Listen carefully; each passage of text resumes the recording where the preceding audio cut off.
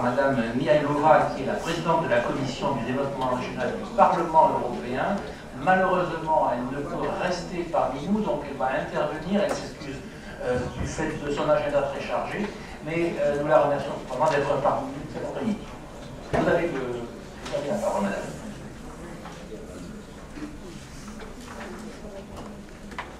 Thank you very much. First of all, I would like to thank for the invitation to participate in this event, because we in the Parliament do understand how important is cross-border cooperation in Europe, and how important is to be prepared for the future obstacles or challenges in a cross-border cooperation between the European countries and between the European regions and municipalities. So I'm glad to be here today. I'm really sorry that I cannot stay until the end of this panel, and I shouldn't have the chance to hear questions or opinions from the audience, but I'm sure we'll have future opportunities to discuss this issue here in the Committee of the Regions or in the Parliament in the Regi Committee. As yesterday meeting of Regi Committee, we discussed the report for a finalized study on the EGTC instrument, European Grouping for Territorial Cooperation. The study was prepared by Policy Department of the European Parliament, ordered by Regi Committee, and we discussed the final report on this study. And we had a pleasure to have the opinion and contribution from the Committee of the Region in the face of Mr. Katainen, who is the chair of the COTER Committee. He presented the opinion of the Committee of the Region and participated in the discussion, which was focused on the importance of EGTC as instrument of territorial cooperation in the European Union. What I may say today in all these programs, I see that there are very interesting contributions and interesting presentations. I have to stress a few very important, in my view, points. First of all, that over the years, Interreg, European Territorial Cooperation, in the program Interreg, has become one of the key instruments of the cohesion policy to support cooperation between partners across borders. And now, during the current programming period, 2014-2020, Interreg has become the second goal of the cohesion policy, showing the cooperation among regions is a key element for Europe and contributing significantly to the cohesion as a main policy of the European Union. As the chair of the Regi Committee, I'd like to highlight the importance of focusing our attention on the implementation and overall impact of cohesion policy investment. The European Parliament will be vigilant on focusing on priorities and projects of real cross-border relevance to achieve the impact needed. Demographic issues through making regions more competitive and innovative, to provide higher quality of life in order to encourage people to live and work in these regions, border regions of Europe.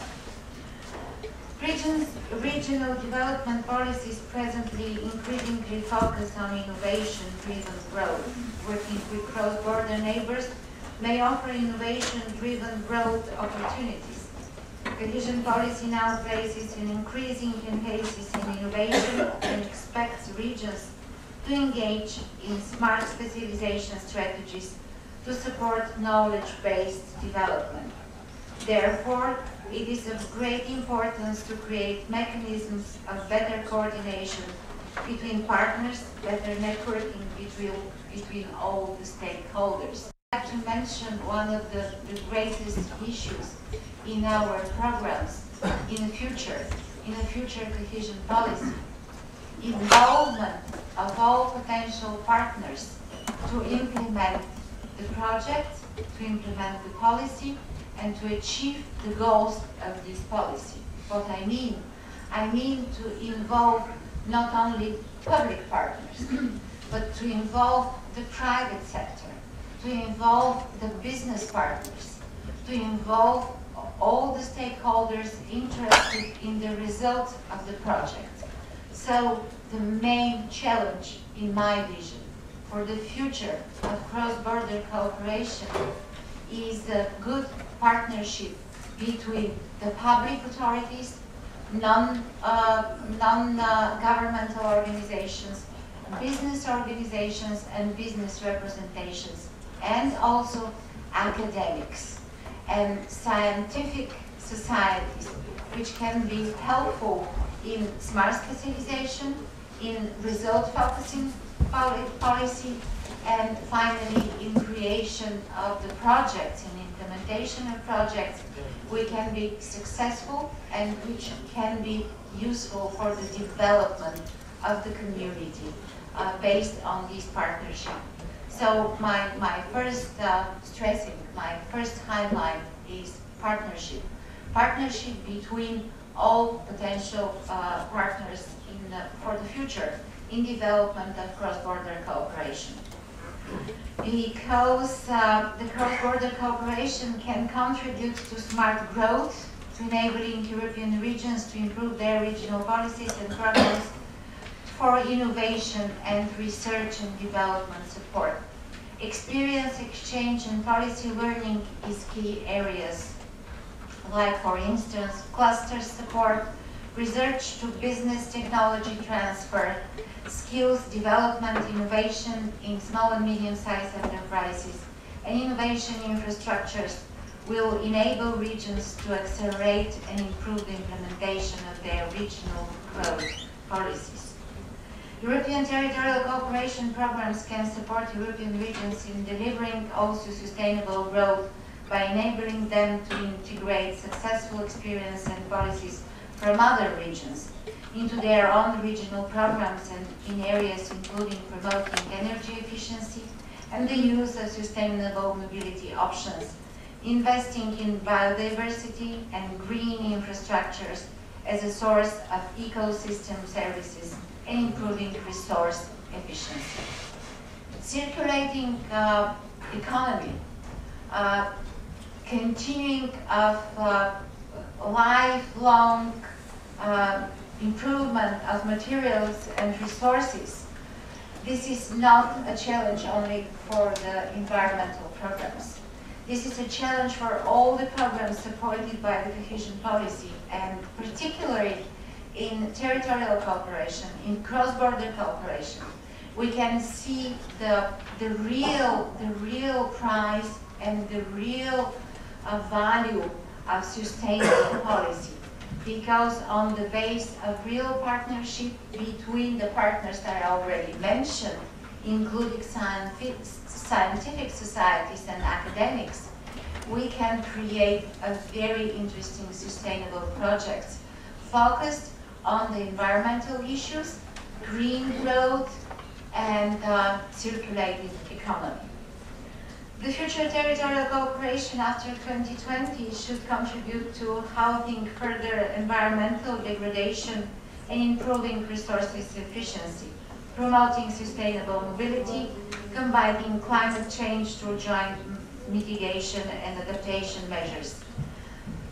So I'd like to point out that it's also necessary to preserve Interreg as an important and positive instrument for the European integration process, which will facilitate the foster future cooperation between national governments, regions, and cities, through allocating Interreg a more distinct role with cohesion policy after 2020 period, maintaining the basic cooperation philosophy of Interreg and its three types of cooperating. We can use the experience of Interreg.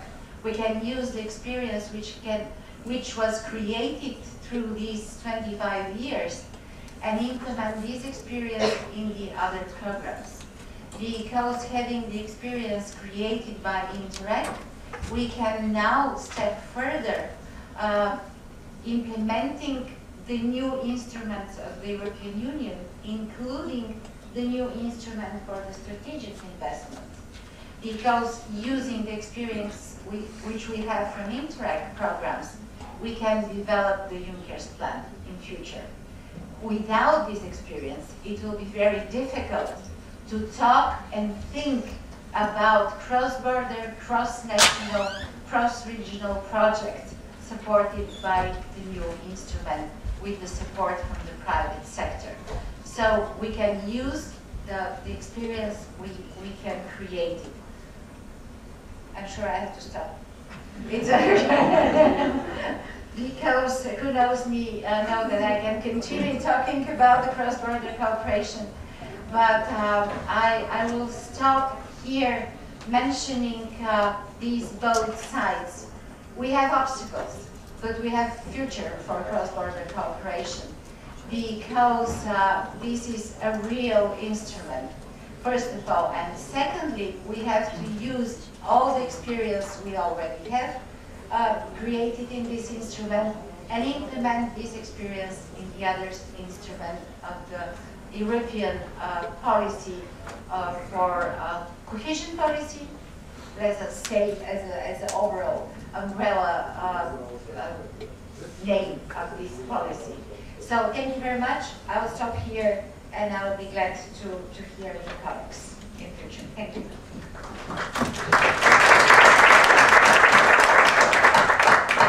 Merci Madame la matière. Je vais maintenant me tourner après le Parlement européen du côté de la Commission en donnant la parole à Madame Lena Andersson Penck qui va nous présenter les travaux de sa direction générale, la direction générale de la région et des politiques urbaines de la Commission européenne. Madame, vous avez la parole. Thank you very much. Well, from the European Commission's point of view, you heard this morning a message from Commissioner Kretsu. You heard an explanation from my Director General, Walter Defa, as well. And you have hopefully understood how important we think that territorial cooperation is, particularly this year has been a key year for us in working on territorial cooperation. We are celebrating 25 years of Interreg programs. This year it started all back in 1990 with a very modest mechanism to support border regions, and today we have actually, as the President of the Committee of the Regions has said, the Region Committee in the Parliament has said, we have a fully fledged objective in the Treaty for Territorial Cooperation. I hope that you have seen in the program there is a birthday cake. It looks a bit like this. And it shows actually 5 layers of impact of Interreg projects. It starts very much with the foundation is the trust building, and I believe also that Walter Defa was explaining to you a map this morning, or showing a map about trust building in Europe, which is very telling, because when we are going around speaking with program authorities, speaking with citizens and businesses, we see that if there is no trust, it's very difficult to move up this birthday cake and actually achieve what we would like to achieve at the very end, namely we would like to have projects which would also support growth and jobs. So the trust building, there has been a lot of good projects obviously over the last 25 years which has been investing in this part. Then we have connectivity, we have health, safety, and then growth and jobs, as I said. But there is, you may say this is a bit of simplistic way of mapping out the achievements of Interreg, but when we look at it in some detail, I think that it's quite well. We are flexible and active in supporting program authorities if they come with changes. Another thing which I also think that Director General mentioned this morning concerned the cross-border review of border obstacles, which is an enormous important work, which the Commissioner kicked off earlier in the year. And that concerns to look beyond funding. I mean, we have all taken stock of all the important work that has been done by Interreg programs for the last 25 years. We also know, and you here in this room know better than most, that there are border obstacles which cannot be overcome with more money, as such, but which can be overcome by changing legislation, administrative practices, etc. And that's one of the reasons why the Commissioner launched this cross-border review earlier in the year. One important part of that is a public consultation, which is ongoing until the 21st of December. And the idea is very much to collect different types of border obstacles of all different types of natures. We are extremely open. We would like to hear border obstacles which are important in your particular region, which makes life a little bit difficult for businesses and for citizens, for NGOs, everybody who are concerned. And then we are going to take stock of this in the beginning of next year, 2016, and we are then going to see what we can do in terms of to overcome these obstacles. And that can be done in many ways. In some cases, it's just a matter of fact of maybe share good practices. In others, it's in order to put it on the agenda, to speak with the responsible authorities at regional level, at local level, sometimes at national level.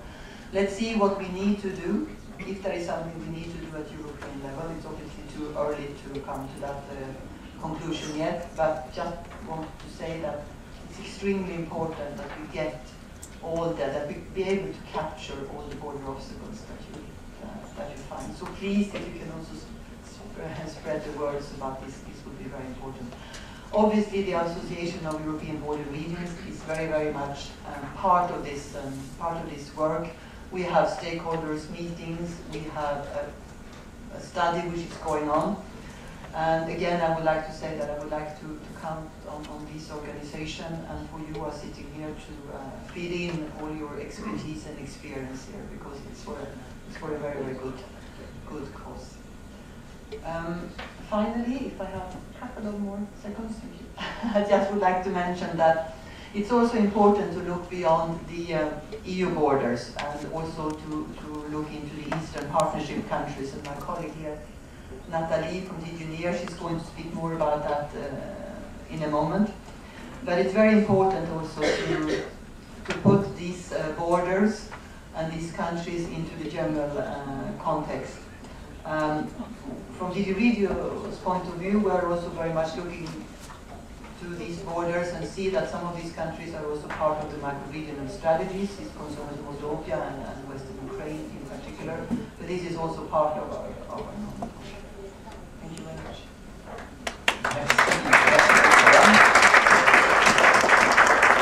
L'importance de documenter les obstacles de la coopération transfrontalière. Je profite de cette opportunité pour vous signaler à tous les participants aujourd'hui que dans la salle de presse tout à côté, la Commission organise une consultation sur les obstacles à la coopération transfrontalière. Donc vous êtes invités à participer à cette consultation, soit lors de la pause, dans le Thiberg, ou après la fin de nos travaux à 17h. Je vous invite à y aller nombreux. Je voudrais maintenant donner la parole à Madame Nathalie Thiberg pour la direction générale de la politique de voisinage et de l'élargissement, donc au point de vue de la Commission.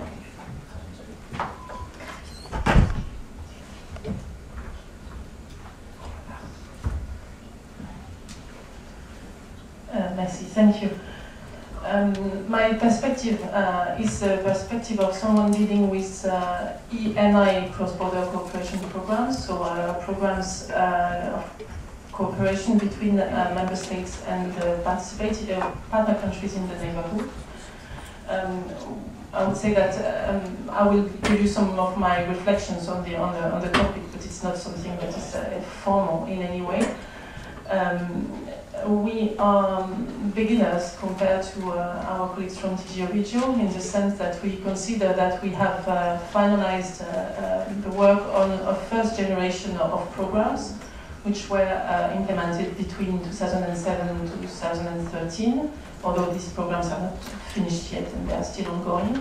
We are now in the process of adopting the new series of programs for the period 2014-2020. So we have in the pipeline 14 programs out of the 16 that were indicated in the program document on cross-border cooperation. And we hope to have them adopted by the end of the year. So it means that we are now consulting the DGs on our colleagues from DGs and from the External Action Service on the documents themselves, and in contact with a number of you in finalizing, fine-tuning the joint operational programs. So if I quickly go to take the perspective of the past programs, to give you an idea, for us it's rather small compared to what DG Regio manages. We speak about €1 billion, 500 million coming from the DG Regio and 500 million coming from ENI, or from our funds. 7-year programming, that's the same, 27 countries participating, which can be quite a lot depending on the countries. And obviously these programs cover very different realities. We believe, and that's our first assessment, that this first round of integrated CBC, we had experience or attempt of CBC before, but that is for us the first integrated generation of CBC programs. Our first assessment is that there is a good quality in project implementation. We are very happy with that.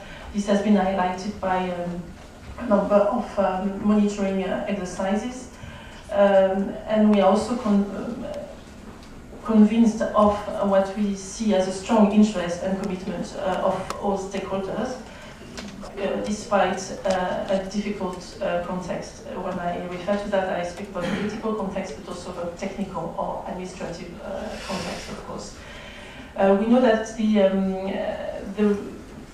the eligible area we speak about is a specific one, in the sense that if we consider that border regions tend to be the less economically developed because they are remote vis-à-vis the capital, it's often quite the opposite in the partner countries, or it's a question of geography, but as it happens, often the regions of the partner countries which are involved in our programs are the most developed of the countries themselves.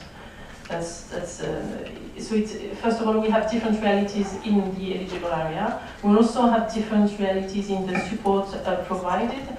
The main support is provided through calls for proposals, which is very common, I would say. But we also have a part of the activity or the funds dedicated to what we call a large scale or large infrastructure projects. And these projects are not selected via calls, but they are directly proposed and agreed by the participating countries.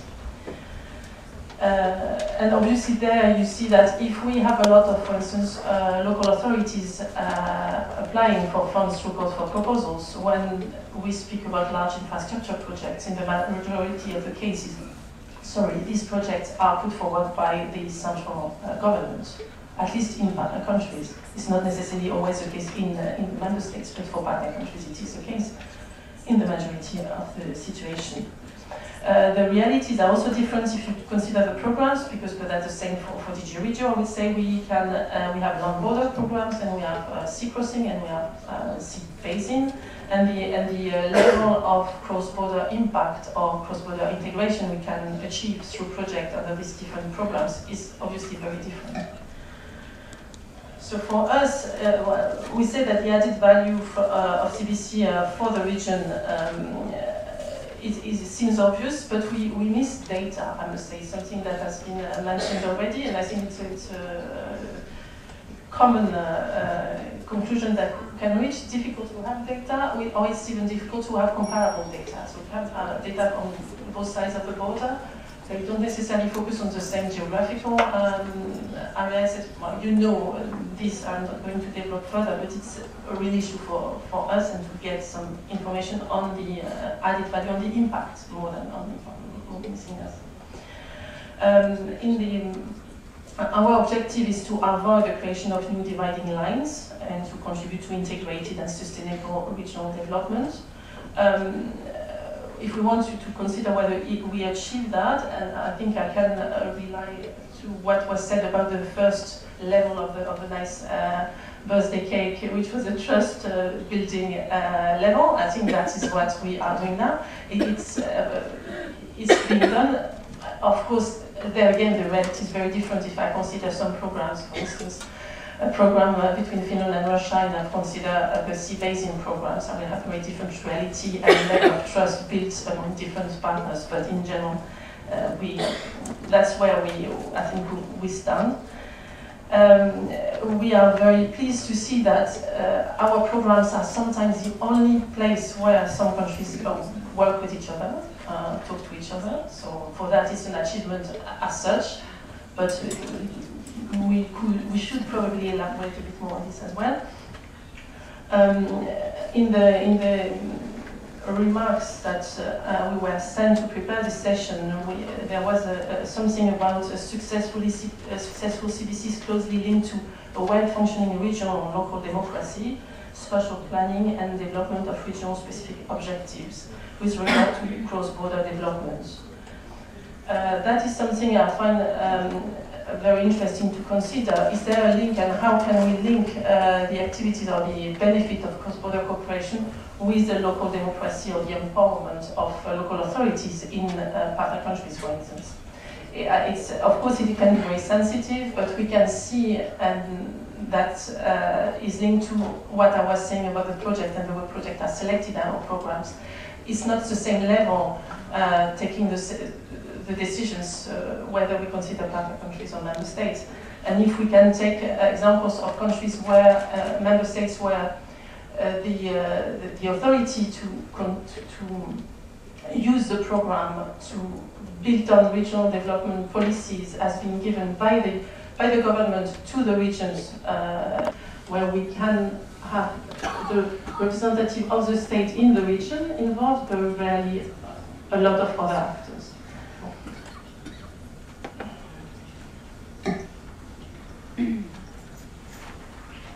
I'm almost done with